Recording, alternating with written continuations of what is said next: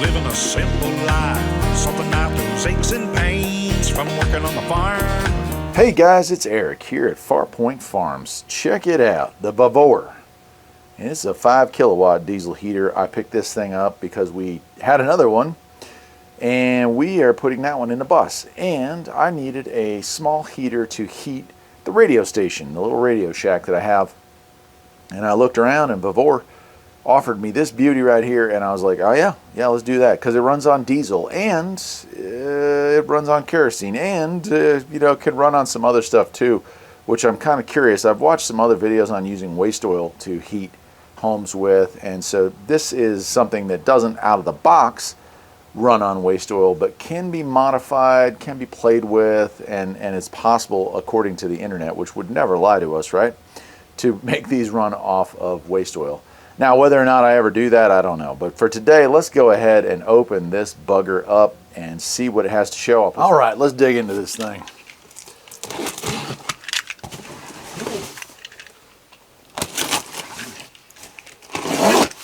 Oops.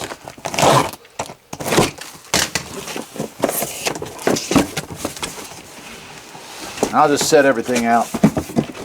So we got a Bavor air heater, 2 kilowatt, 5 kilowatt, and 8 kilowatt. This is the 8000.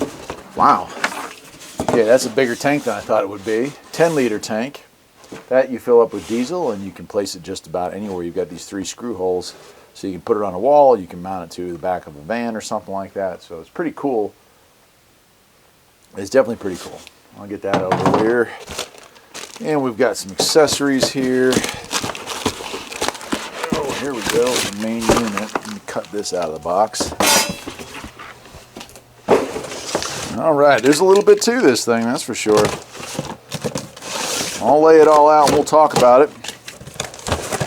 And then I will try to set it up. We're going to be mounting it permanently into the radio shack.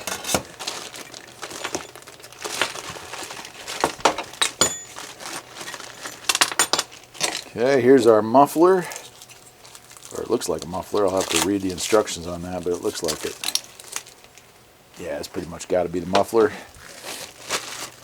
It looks like there's a mounting bracket and some screws for that. Self-tapping, that's nice.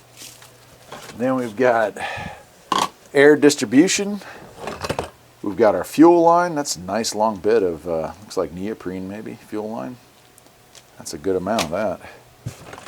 Then we have our air intake.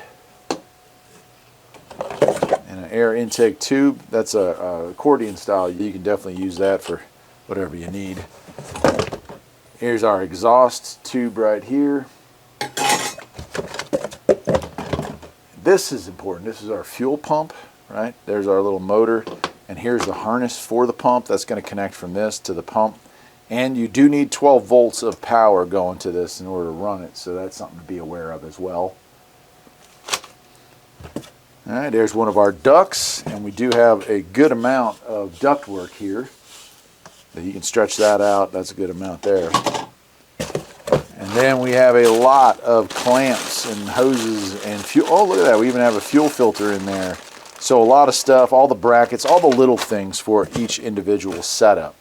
All right, well, here we are in the radio shack, and I've got my little controller here. That's going to go on the wall. I guess that's a little out of view there, but that's going to go on the wall. I'm going to treat it just like any other heating system. And we're not going to install it today because I am waiting on one part. So our main unit here, we've got our plate here that's going to go out. One's our intake and one's our exhaust. The exhaust, and here's a picture of one I'm going to get. It's actually made for boats, but it works perfectly. It's going to allow me to vent safely through this double wall here because there's insulation in the walls of this. So we're going to have that in there, and then I'm going to keep the main unit inside. I have seen a lot of people that take these, they build a box outside for all of it, and they just run vent back into the house, into the building here. That's definitely something you could do. I don't want to do that because of the size of the hole.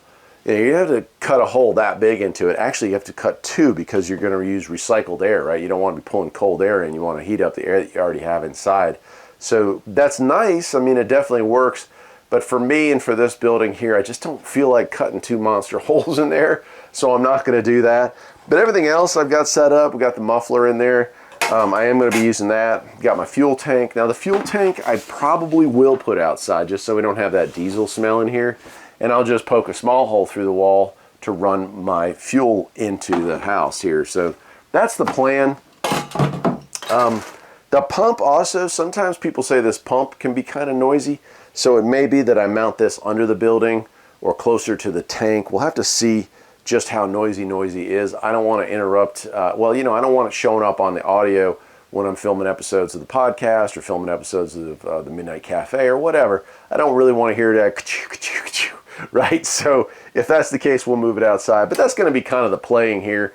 And so as it gets colder, as we get farther into, you know, next fall, and we get this thing finalized, I'll do some tweaking to it to make sure that it's set up the way I want to.